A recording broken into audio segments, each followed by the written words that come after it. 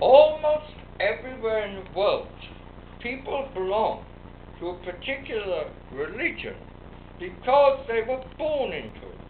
It's an accident of birth.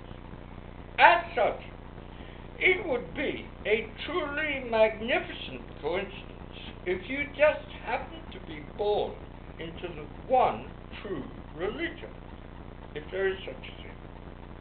Besides, if it were really true, it should not have changed constantly like all religions do. It should not have spawned schismatic or heretical sects and cults. It should have made people better than untrue religions do.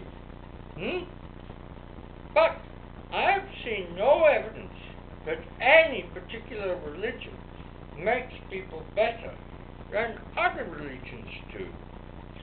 So they must either be either all equally true or equally untrue in various degrees and aspects. Most people stay with their religion throughout life because they cannot imagine that their mother or grandmother could possibly have been wrong about it. She was so devout. Just imagine if your mother or grandmother was the Empress Maria Theresa of Austria-Hungary, of the Austro-Hungarian Empire. Would it have been remotely possible for you to give up your religion? The sky would fall in.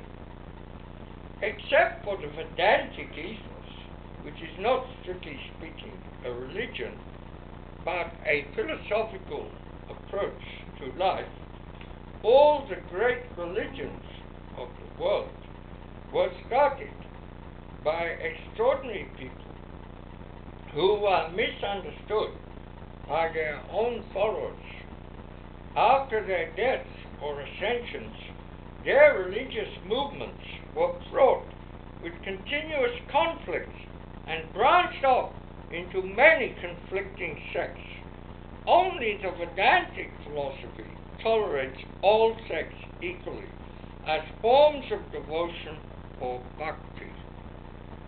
In his book, Pagans and Christians, the Oxford historian Robin Lane Fox describes how the different groups of Christians on their way to martyrdom had to be physically constrained and kept apart in jail to stop them from fighting and beating each other up. That is religion for you. Typical. No wonder they persecuted agnostics and I'm a Gnostic. On the other hand, mysticism offers us a far better approach to God.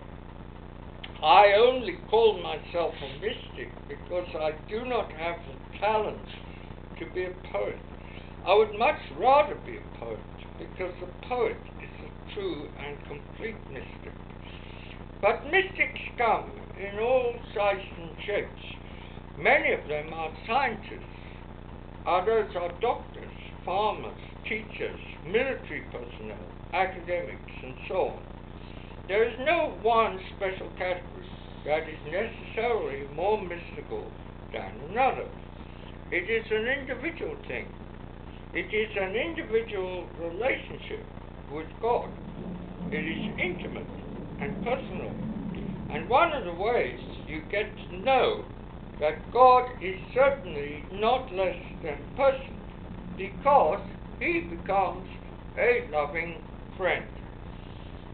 The works of Oxford professor R.C. Zaehner have shown that eventually mystics of all the various religions, or without any particular religion, always seem to gravitate towards the same ultimate conclusions, especially the sense of intimate unity with God as the all, or the whole cosmos.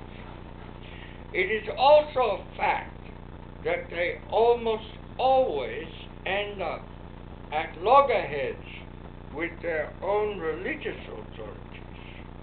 Considering that the religious authorities are made up of those people who have come out victorious in the internal squabbles of religion and have most probably instigated those conflicts themselves, this should not be considered detrimental to the validity of mysticism.